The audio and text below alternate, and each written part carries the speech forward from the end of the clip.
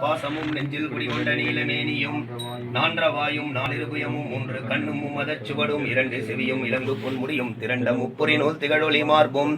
சொற்பதம் கடந்த துரிய மெய்ஞான அற்புதம் நின்ற கற்பக களிரே முப்பழம் நுகரும் மூஷிக வாகன இப்பொழுதனை ஆட்கொள்ள வேண்டி தாயா எனக்கு தான் எழுந்தருளி மாயா பிறவி மயக்க மறுத்து திருந்திய முதல் ஐந்தெழுத்தும் தெளிவாய் பொருந்தவே வந்தன் உளந்தனில் புகுந்து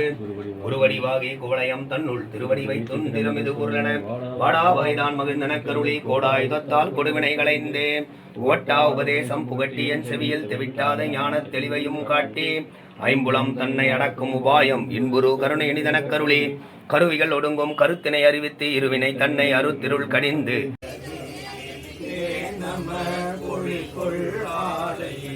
விலை சென்ற துண்ணி பல செம்பொன்னெங்கும் நிகழ நாயுகன் ஆதியாய பிரமாபுர மறைஞான ஞான முனிவன் தானொரு கோடும் நாளும் அடியாரை வந்து நலியாத வண்ணம் உரை செய் ஆன சொல் மாலை ஓரும்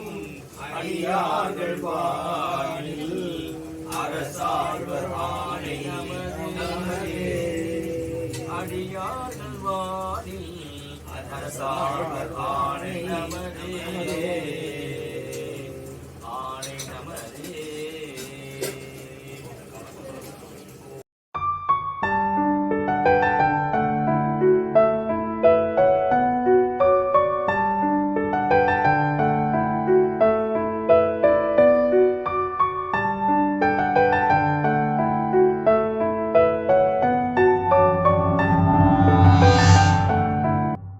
எதியமை பணிகளும் ஆறுது கேட்போம்.